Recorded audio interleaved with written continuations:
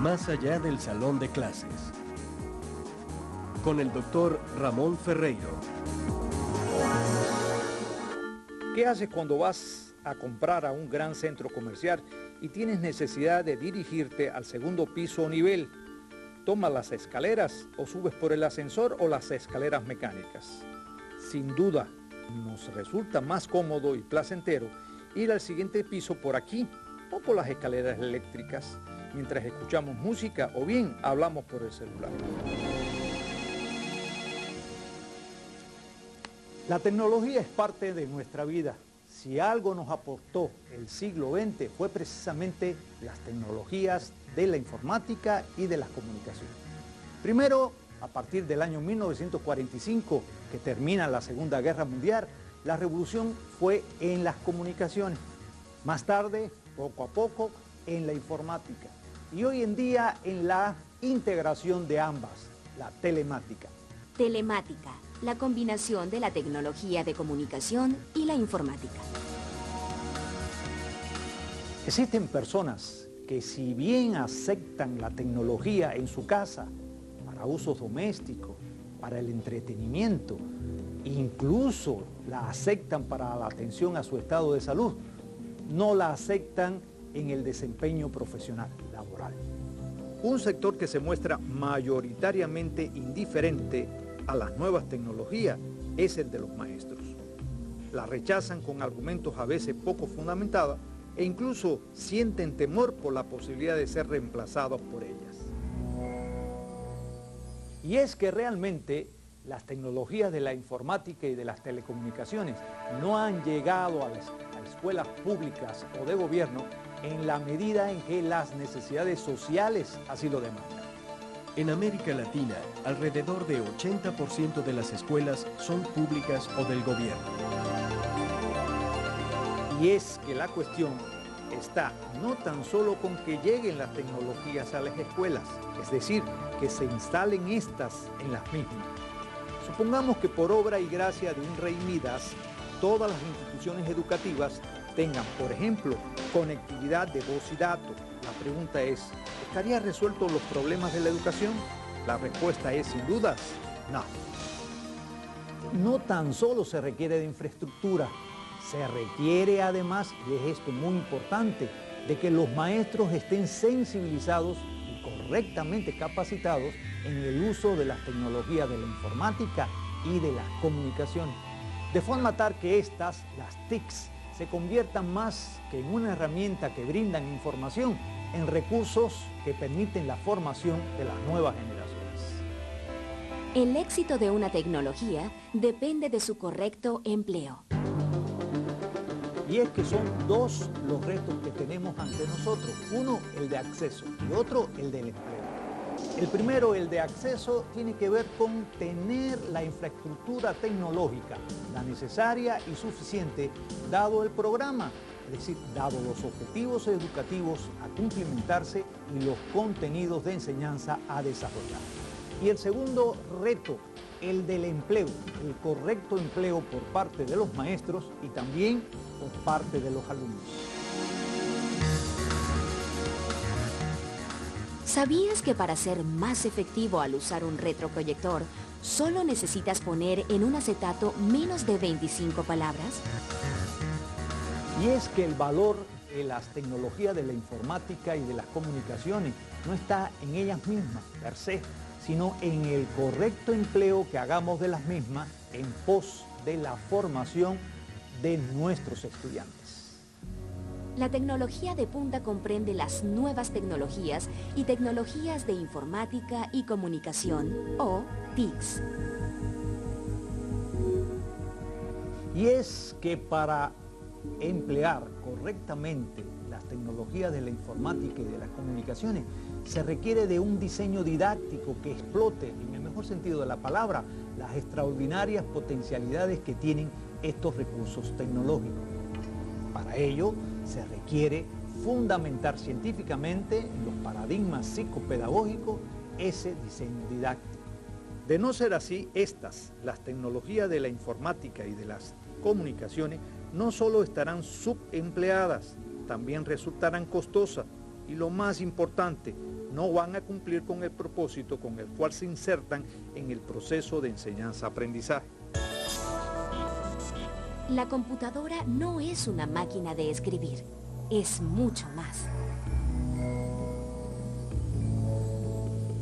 En esto, como en otras muchas cosas de nuestra vida cotidiana, se da la ley de la cosecha. Es decir, si no fundamentamos correctamente en los paradigmas psicopedagógicos el empleo de las tecnologías de la informática y de las comunicaciones, estas, las TIC, no darán resultado. El software no es una finalidad, es una herramienta para acceder a la información. A través del tiempo, la escuela ha ido cambiando.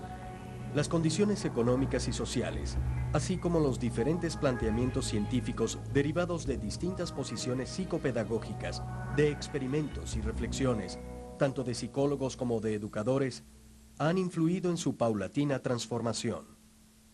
De ahí que existan distintas teorías psicopedagógicas, también llamadas paradigmas, que nos permiten fundamentar científicamente lo que hacemos en el salón de clase. Entre estas teorías o paradigmas psicopedagógicas tenemos el conductismo, el humanismo, el sociocultural, el cognitivo y el constructivo. Cada una de estas posiciones no son las únicas, pero quizás las más importantes, han contribuido a través de los tiempos a fundamentar lo que los maestros hacemos en el salón de clase. Siéntate, eso, ahora la pata. Muy bien. Toma, muy bien. Ya saben que quien no traiga la tarea hecha se va a quedar castigado en el recreo, como Fernandito hoy, haciéndola. El conductismo pone énfasis en la descripción de la conducta a partir de la relación estímulo-respuesta. Dado el estímulo, planteó Watson, la psicología puede predecir la respuesta y más aún, dada la respuesta, puede especificar el estímulo. Todo ello por la formación de reflejos condicionados, fundamentado en las investigaciones experimentales del ruso Ivan Pavlov, en la que el estímulo y la respuesta se asocian y condicionan para dar una conducta aprendida, no innata y tan variada como fueran los estímulos.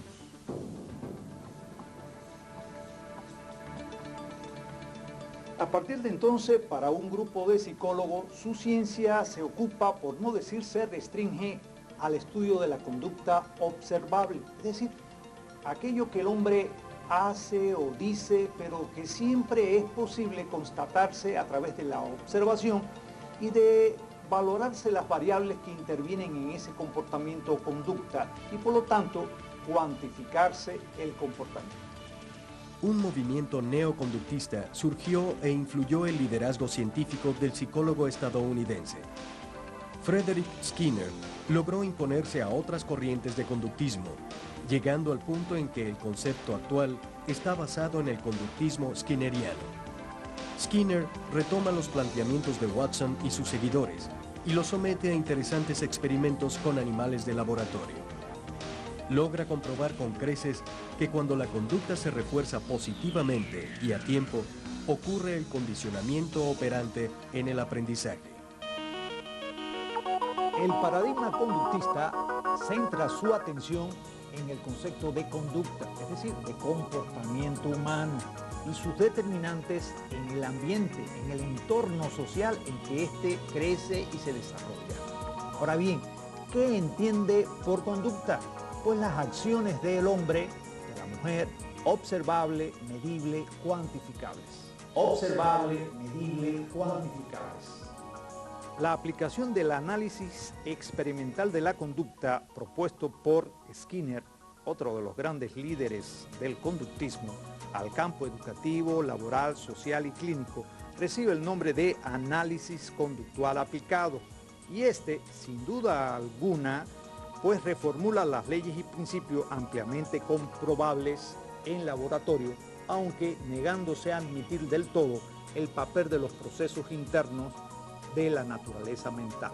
El conductismo divulga la aplicación del principio, entre otros, de reforzamiento a la educación, más bien instrucción, popularizando la enseñanza programada, los textos programados, las máquinas de enseñanza y el movimiento de tecnología educativa. A partir de este enfoque, la enseñanza-aprendizaje se reduce a conceptos y cuando más, algunas habilidades. El maestro confecciona todo un diseño instruccional que realmente es restrictivo de la participación de los alumnos, de manera tal que la evaluación se plantea en términos de los objetivos cumplimentados, es decir, en qué medida cada uno de los alumnos avanzó en el cumplimiento de los objetivos. Por lo tanto, son elementos estos, los objetivos, cuantificables, observables. El conductismo niega la conciencia o los procesos no observables, al menos como el objeto de estudio de la psicología. Critica la ciencia de la introspección o el método subjetivo como método de estudio para una ciencia. Opta por la conducta o procesos observables que hace y dice el hombre, la mujer, como objeto de estudio y por la observación y la experimentación empleadas por las ciencias naturales. La conducta o comportamiento es el resultado siempre del ambiente, más aún de los estímulos ambientales y su asociación a través de la experiencia, actividad explícita, con la actividad psicológica del sujeto. Fundamenta la conducta en el establecimiento de reflejos condicionados por parte del sujeto en su medio. Enfatiza el papel del aprendizaje, aunque explica el aprendizaje mediante condicionamientos operantes. Asume una postura ambientalista con marcada oposición al enfoque interaccionista. La descripción y explicación de las conductas las hace a partir del esquema estímulo-respuesta. Entonces, ¿el paradigma conductivista no sirve para nada?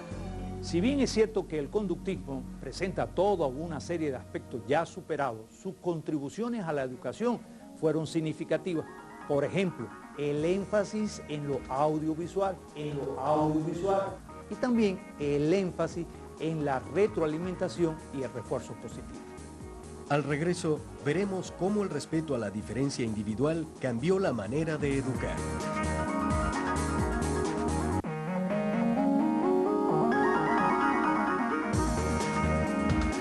El modelo de enseñanza conductista es muy rígido.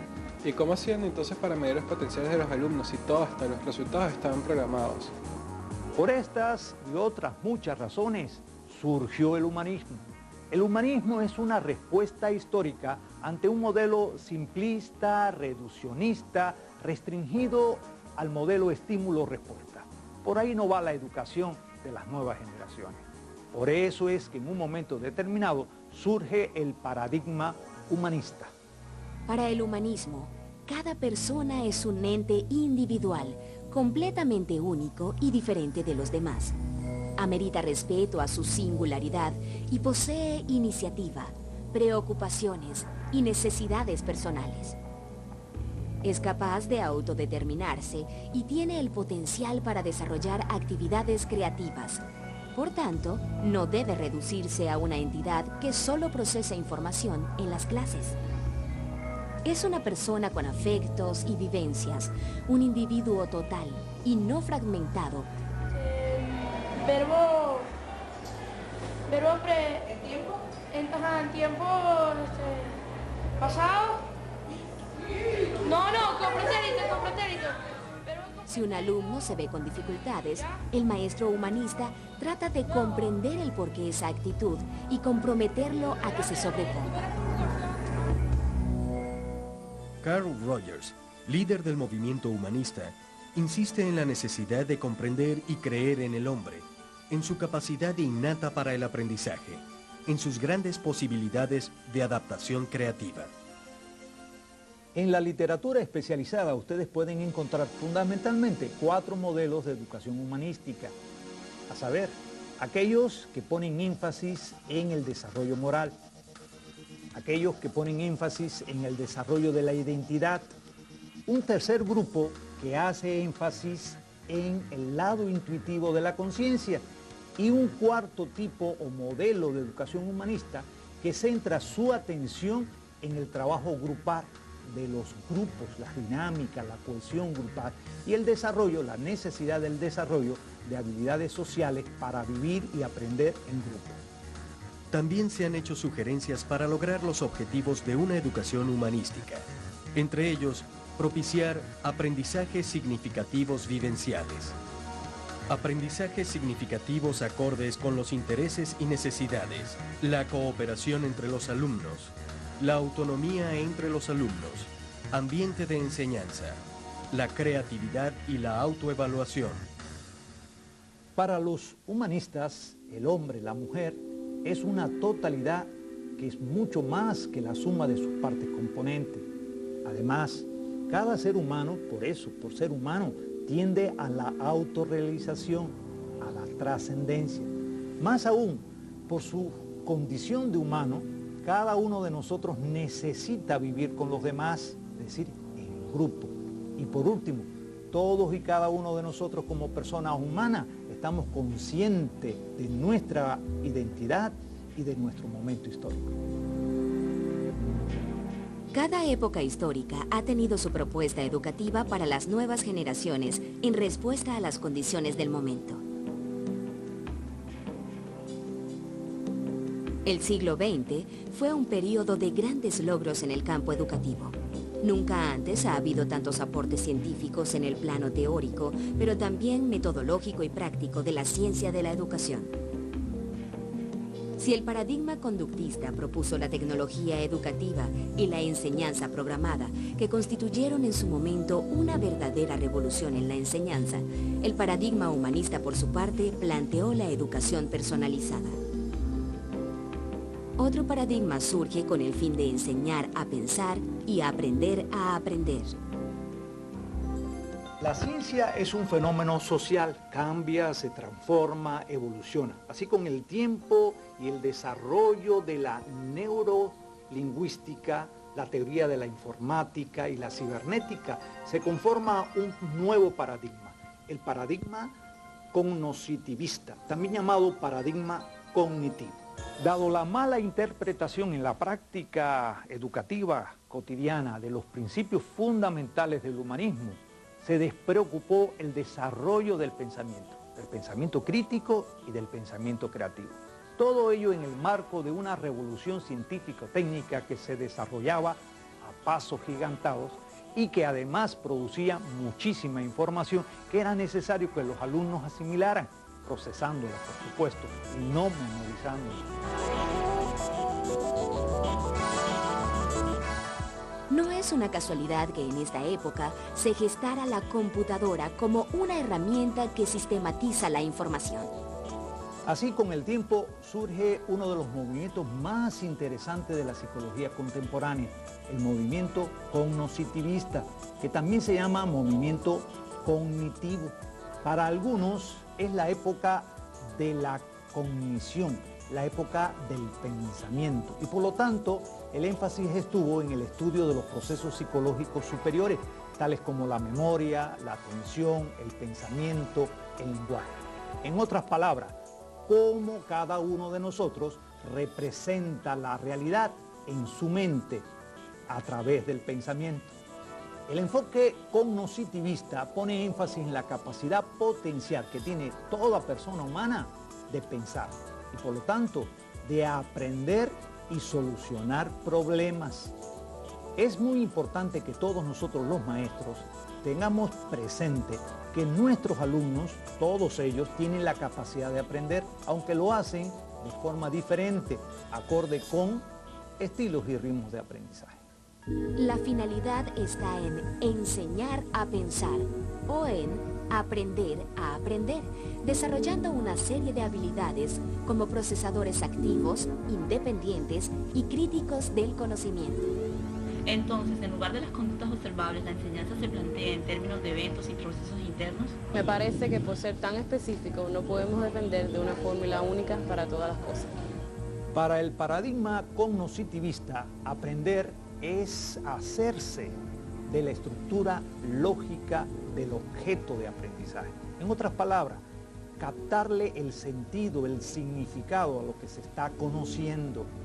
Entre las diferentes posiciones de este paradigma, el cognitivista, está uno, el de la teoría del aprendizaje significativo de David Ausberg. El aprendizaje significativo se obtiene en la medida en que se establece un vínculo entre el nuevo material de aprendizaje y el conocimiento previo del alumno. Por todo lo anterior, el factor que más incide en un nuevo aprendizaje es cuánto conoce el alumno sobre ese objeto de aprendizaje, es decir, el conocimiento previo. Otro factor importante es la claridad y precisión que tiene el sujeto que aprende sobre el objeto de conocimiento. Y un tercer factor, no menos importante, es la organización y cuánto sabe sobre lo que sabe el sujeto. La actividad mental es inherente al hombre que debe de ser desarrollada.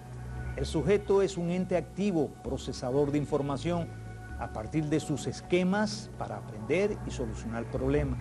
No es por lo tanto una tabula rasa, ni un ente pasivo a merced de contingencias ambientales o instruccionales. Y por último, el sujeto organiza tales representaciones dentro de un sistema cognitivo general, los cuales le sirven para su posterior interpretación de lo real. La aplicación del comportamiento humano está en una serie de procesos internos que ocurren dentro de cada sujeto. La enseñanza debe considerar el desarrollo de habilidades de aprendizaje para conducirse eficazmente ante cualquier tipo de situación. Mientras que el conductismo hace énfasis en lo audiovisual y en el humanismo la atención está en la diversidad, el cognitivismo aporta 1. Los programas para el desarrollo de la creatividad y 2. Programas para el pensamiento crítico o que enseñan a pensar. Entonces, ¿cuál es la verdadera función de la escuela? ¿Informar o formar? Continuamos adelante. Los invitamos una vez más a ir a nuestra página y consultar la guía. Ahí vienen sugerencias de cómo procesar la información con relación al paradigma conductista, humanista y al cognoscitivista. Seguimos adelante.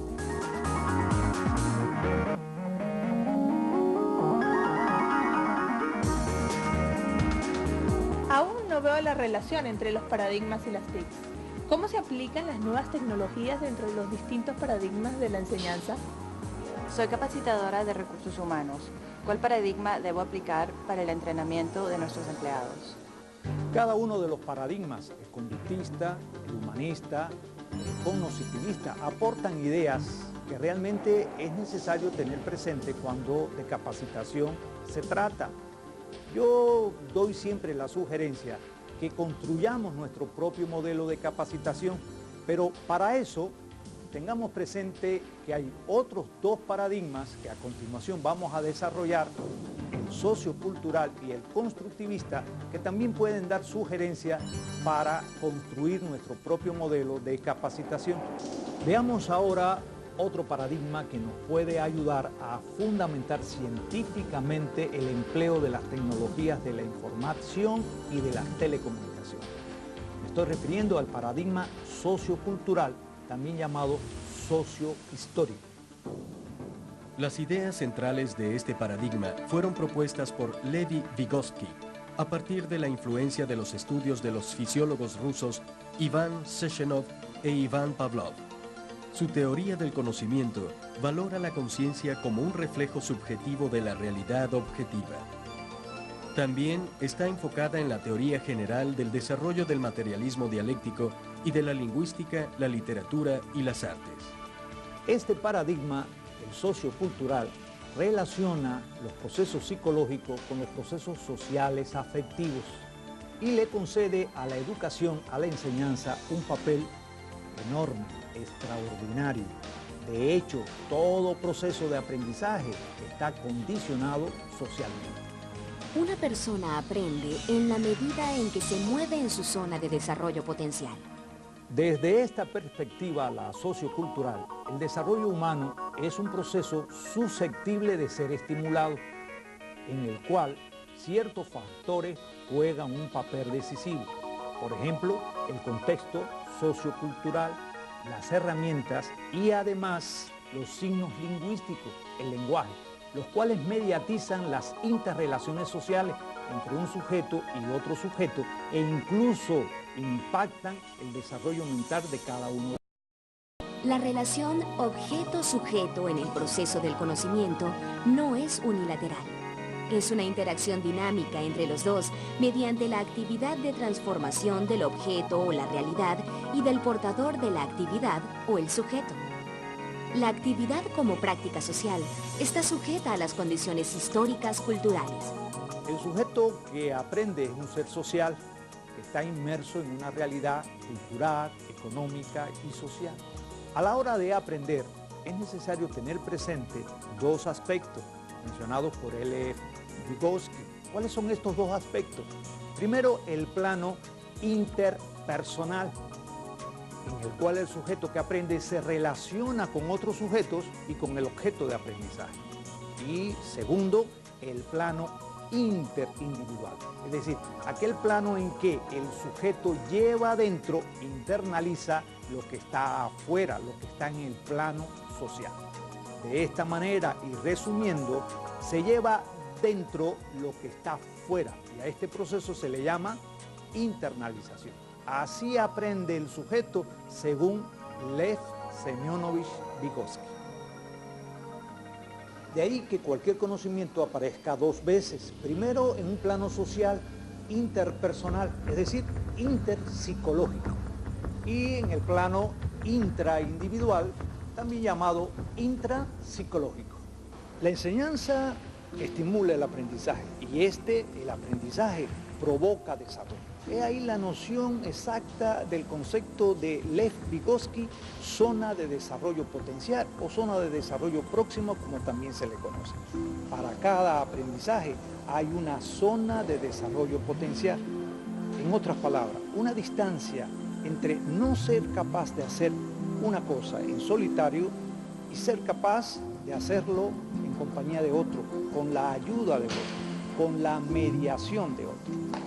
El concepto de zona de desarrollo potencial propuesto por Vygotsky continúa teniendo vigencia, aunque por supuesto se ha enriquecido con los nuevos postulados y criterios de la ciencia contemporánea. La zona de desarrollo próximo es la distancia entre el nivel real de desarrollo expresado de manera espontánea y autónoma, sin ayuda y sin orientación alguna, y el nivel de desarrollo potencial capaz de mostrarse gracias a la orientación de otra persona. El paradigma sociocultural pone énfasis en el condicionamiento social del desarrollo en general y en particular del desarrollo psíquico humano. Pone énfasis en el vínculo de los procesos psicológicos y socioculturales. También en la necesidad de estudiar los procesos psíquicos superiores en forma integrada, no aislada, y hacerlo de manera dinámica. También en que la conciencia, como fenómeno integrador de los fenómenos psíquicos, es uno de los procesos más importantes en el desarrollo humano. Hace énfasis también en el papel de la actividad y más aún de la actividad mediada y el lenguaje en la internalización del conocimiento. Por otra parte, subraya la autorregulación del comportamiento como la tendencia del desarrollo, la evaluación dinámica y la zona del desarrollo próximo.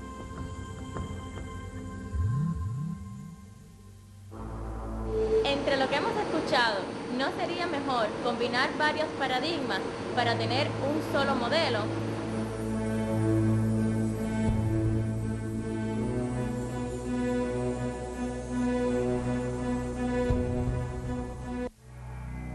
El constructivismo es una respuesta histórica ante la avalancha de información que poseemos. Es imposible memorizar toda la información que hay en cualquier área del conocimiento. Lo que se impone es enseñarle al alumno cómo localizarla, saberla buscar, seleccionar y lo que más importante aún, procesarla crítica y creativamente y presentarla, es decir, comunicar estos resultados. De ahí el constructivismo.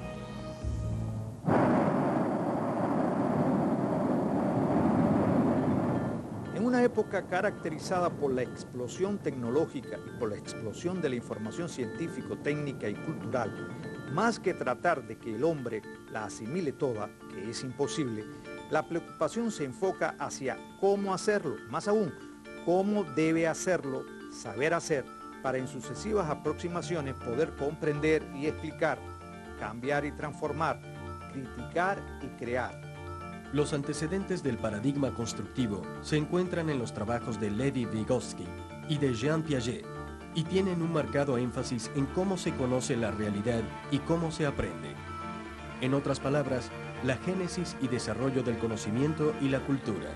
Pasemos ahora a ocuparnos del paradigma constructivista. El paradigma constructivista se considera un enfoque multi e interdisciplinario. ¿Por qué? Porque por más de 60 años, este paradigma se ha venido conformando a partir de los aportes de distintos investigadores y científicos de las más diversas áreas del conocimiento, tales como la matemática, la biología, la filosofía, la psicología y también por la pedagogía. ¿Puede construirse el conocimiento? Según la respuesta, puede fundamentarse el concepto constructivista de la educación, la enseñanza y el aprendizaje. Si en la escuela se dan conocimientos acabados, los niños, los adolescentes, los jóvenes no se van a sentir como constructores de sus propias ideas, no van a tener nunca proyectos ni propuestas, no se le va a desarrollar la fantasía, la imaginación, la creatividad. Es necesario que los niños, los adolescentes, los jóvenes se sientan constructores de su propio conocimiento. Constructores de su propio conocimiento. De lo contrario, si se considera a la ciencia como un sistema abierto y al niño se le da la oportunidad de redescubrir, descubrir y construir sus propias nociones, con la ayuda, por supuesto, del maestro como mediador, esto va a tener grandes implicaciones pedagógicas en la formación de las futuras generaciones.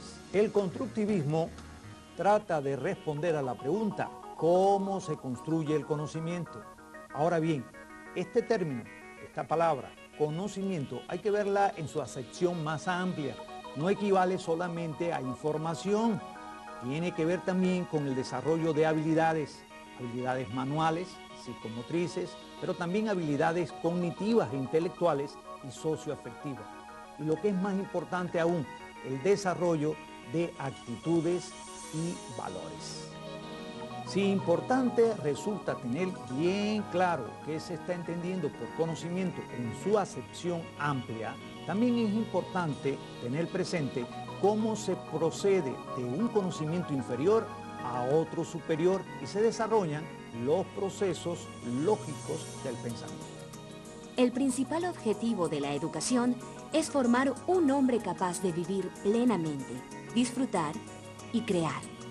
Imposible en la sociedad actual contemporánea educar a las nuevas generaciones para la repetición, es decir, para la memorización de la información a la que acceden. Lo necesario es desarrollarle las habilidades para el procesamiento de la información y para que comprendan esta en esencia y a partir de la misma sean capaces de plantear nuevas ideas y nuevos proyectos. Como vemos, la construcción del conocimiento tiene que ver con el procesamiento de información, pero también con actitudes y valores para que los alumnos se desarrollen integralmente y se inserten adecuadamente en la sociedad que les corresponde vivir. El constructivismo, si bien es cierto que se acerca a la escuela activa, al movimiento de escuela nueva, se diferencia sustantivamente de este, por varias razones, entre ellas porque el constructivismo le da gran peso a la dirección del proceso de enseñanza-aprendizaje.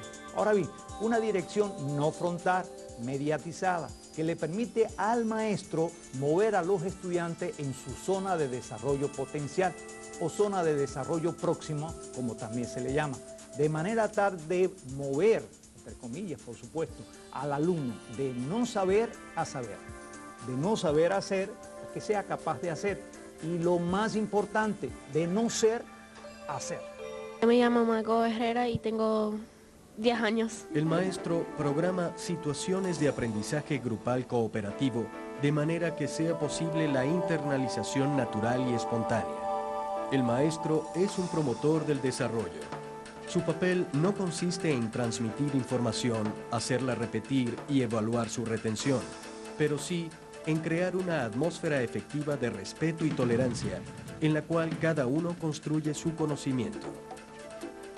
El constructivismo realmente permite un aprendizaje significativo por parte del alumno. Y esto tiene extraordinarias ventajas, entre ellas que puede el alumno transferir, la categoría transferencia, lo aprendido en un área, en un contenido, en un tópico determinado, a otra situación ajena a la primera, la capacidad de transferencia.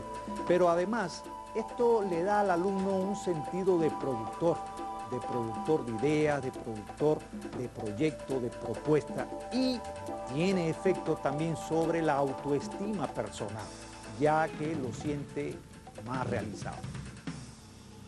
Tengamos presente algunos postulados filosóficos básicos cuando se habla de construcción del conocimiento, es decir, de constructivismo.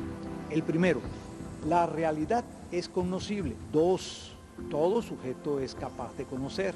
3, el proceso de conocimiento es un proceso activo con un papel muy importante tanto de la conciencia como de los sentimientos. 4, los conocimientos no son innatos ni tampoco están dados a priori, se construyen, se van adquiriendo poco a poco en sucesivas aproximaciones. Y por último, el conocimiento adquirido por el sujeto no es total responsabilidad de él individualmente. El conocimiento por él construido, está condicionado por el grupo de pertenencia y por la presencia de los mediadores en el mismo. Cada uno de los paradigmas mencionados, el conductismo, el humanismo, el cognoscitivo, el sociocultural y el constructivismo, son posiciones científicas que ayudan a comprender mejor la práctica docente. Y lo que es más importante, actuar en el contexto social y cultural en que nos desenvolvemos. Cada uno de ellos nos aporta aspectos muy significativos que permiten perfeccionar nuestra docencia. Cada uno de estos paradigmas ha aportado a la práctica de la enseñanza y del aprendizaje en la escuela. Nos corresponde a nosotros conocerlos y comprenderlos y seleccionar de ellos lo necesario para fundamentar científicamente el empleo de las tecnologías de la informática y de las comunicaciones. Pongamos un ejemplo al respecto. Si un médico no fundamenta en las ciencias médicas su quehacer profesional, pues no es un médico, no es un profesionista, que es sencillamente un curandero. Así nos puede suceder a nosotros los maestros si no fundamentamos el empleo de las tecnologías de la informática y de las comunicaciones. Somos sencillamente empiristas y no lo que debemos de ser profesionales de la educación. Me parece que el paradigma constructivista es el más efectivo. Entonces, ¿para qué estudiar los otros paradigmas?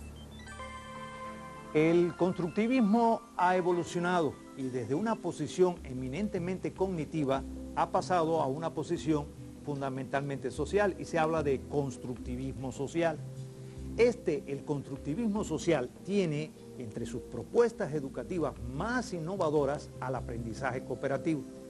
Aprendizaje cooperativo se le llama también aprendizaje entre iguales a partir del principio de que no hay mejor maestro de un niño que otro niño. Enseñanza cooperativa y educación cooperativa son expresiones empleadas con menos frecuencia, quizás para diferenciarlos con los planteamientos de John Dewey y Celestine Freinet, que a pesar de ser válidos como antecedentes, están muy distantes de la noción actual de aprendizaje cooperativo. También existe la expresión aprendizaje en equipo, pero es aconsejable evitarla porque puede hacer pensar que aprendizaje cooperativo es simplemente aprendizaje grupal. Las ideas fundamentales del aprendizaje cooperativo no son nuevas. De hecho, en la historia de la pedagogía de la educación podemos encontrar numerosas ideas a la necesidad de que el alumno aprenda individualmente, pero también en grupo, en equipo, en cooperación unos con otros. Veamos ahora el ABC del aprendizaje cooperativo. La letra A se refiere a la actividad y comunicación necesaria para aprender. Todo sujeto aprende en la misma medida en que participa, pero además, si la participación es diversa, es decir, en distintas formas, pues el alumno puede aprender más y mejor. Jean Piaget, uno de los psicólogos más destacados del siglo XX, planteaba la necesidad de la interacción, es decir, de la relación directa del sujeto que aprende con el objeto de aprendizaje. Si algo bueno tienen las tecnologías de la información y de las telecomunicaciones, es la oportunidad que brindan de que el sujeto se relacione directamente a la hora de procesar información con el objeto de aprendizaje. Para aprender, es necesario la confrontación individual con el objeto de aprendizaje, es decir, con el contenido de la enseñanza. Si importante es que el sujeto que aprende se relaciona con el objeto de aprendizaje, a lo que Jean Piaget le denominó interactividad, importante es que los sujetos que aprenden se relacionen entre sí, a lo que Les Vygotsky le llamó interacción. Y esta es precisamente la B del aprendizaje cooperativo, es decir, la bidireccionalidad en todo proceso de enseñanza-aprendizaje. En resumen, hasta aquí tenemos dos letras. La A de actividad comunicación, identificado con el concepto de interactividad, aportado por Jean Piaget. Y la B de bidireccionalidad, que alude al concepto de interacciones entre los sujetos a la hora de aprender. Para que un alumno aprenda y aprenda significativamente, además de los momentos de interactividad, es decir, aquellos momentos en que se le permite al alumno tener una relación directa con el contenido de enseñanza, se requieren momentos de interacciones, es decir, que los alumnos trabajen en equipo con otros alumnos, bien en binas, bien en tríos, bien en cuartetos. De esa forma, los alumnos se mueven en su zona de desarrollo potencial, es decir, de no saber a saber, de no ser capaz de hacer a ser capaz de hacer, y de no ser a ser.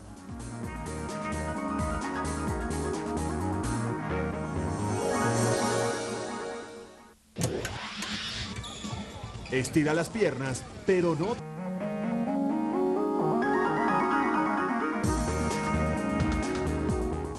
La participación genuina, la verdadera participación de los alumnos en clase, exige de momentos de interactividad y de momentos de interacciones como una unidad, como dos caras de una moneda.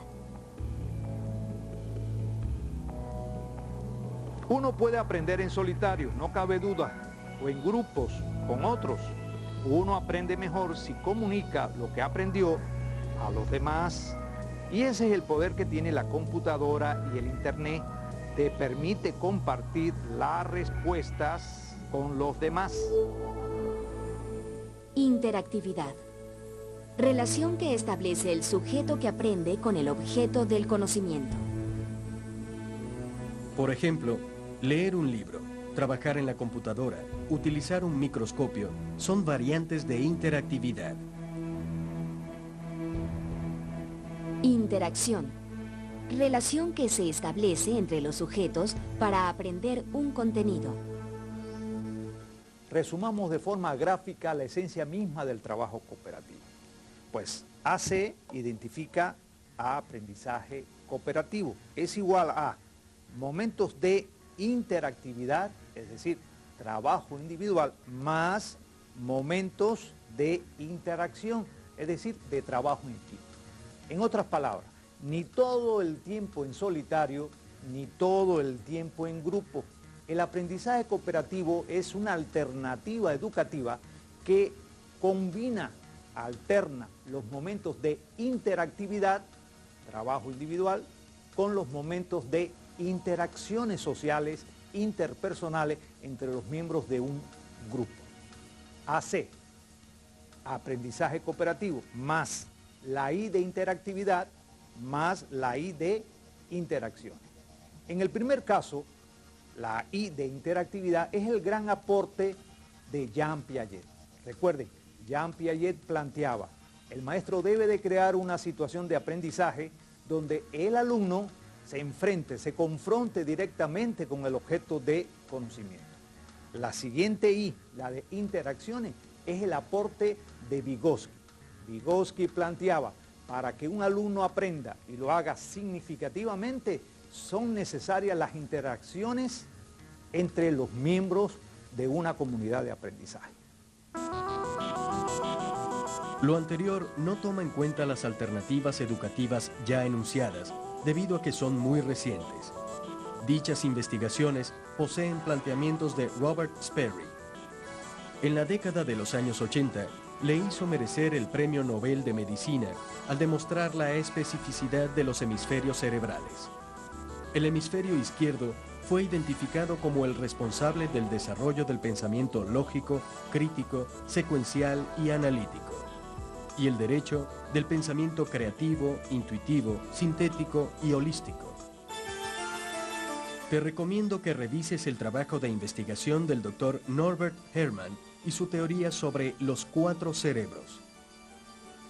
En resumen, la A del aprendizaje cooperativo tiene que ver con la actividad del alumno en clase. Claro que no es una actividad espontánea, en todo momento una actividad guiada, orientada y mediada por el profesor. El maestro debe cumplir ciertos criterios de mediación al relacionarse con sus alumnos. Ruben Feuerstein. Pasemos ahora a la letra B. B del ABC del aprendizaje cooperativo. B que significa reciprocidad, bidireccionalidad. Es decir, para que haya aprendizaje cooperativo es necesario una actividad, comunicación recíproca entre maestro y estudiantes y los estudiantes entre sí. Y eso nos trae a la memoria el concepto de Ruben Feuerstein de mediación y más aún los criterios e indicadores que él, Ruben Feuerstein, plantean para que la mediación sea posible. El primero de los cuales es precisamente el de reciprocidad, al cual ya me referí. Otro criterio es el de la intencionalidad. Feuerstein dice que es necesario que todo maestro a la hora de mediar tenga claro qué quiere lograr en el alumno, qué quiere que éste aprenda y cómo quiere que lo aprenda. Y los alumnos tienen que hacer suya esta intención. Pero no basta con la reciprocidad y la intención. Es necesario que haya un significado, es decir, que el alumno le encuentre sentido a la tarea que realiza. Hasta aquí, 3 criterios: reciprocidad, intencionalidad y significado. ¿Qué entender por trascendencia? Bueno, pues que lo que los alumnos aprenden le encuentren sentido, utilidad, empleo en su vida diaria común. Eso es trascendencia. Y por último, el sentimiento de ser capaz de realizar una tarea y hacerla correctamente en tiempo y forma. He aquí los indicadores o criterios del proceso de mediación dado por Feuerstein, que nos permite comprender mejor la B del aprendizaje cooperativo. En resumen, la B del ABC del aprendizaje cooperativo se refiere a la bidireccionalidad que debe caracterizar el proceso de aprendizaje-enseñanza. Varias son las formas de relacionarse los alumnos a la hora de aprender. Son 3 las básicas. Veamos. La primera es la individualista, en donde cada uno lo suyo. Es decir, a mí no me interesa el aprendizaje del otro. La segunda forma, la competitiva. Yo tengo éxito si los demás fracasan. Mi éxito está basado en el error, el fracaso, el no poder de los demás. Y la tercera forma es la de cooperación, es decir, la de integrarnos todos en equipo y resolver el problema, tomar la decisión conjuntamente. La C del aprendizaje cooperativo tiene que ver con esta forma de relacionarse los alumnos a la hora de aprender, es decir, la cooperación entre iguales. A. Actividad del alumno en clase. B. Bidireccionalidad, que debe caracterizar el proceso de aprendizaje. C. Cooperación entre las personas para aprender en clase. Permítanme recordarle que sobre este tópico en la página nuestra puede encontrar más información. La guía de estudio tiene sugerencias de cómo ampliar y profundizar al respecto.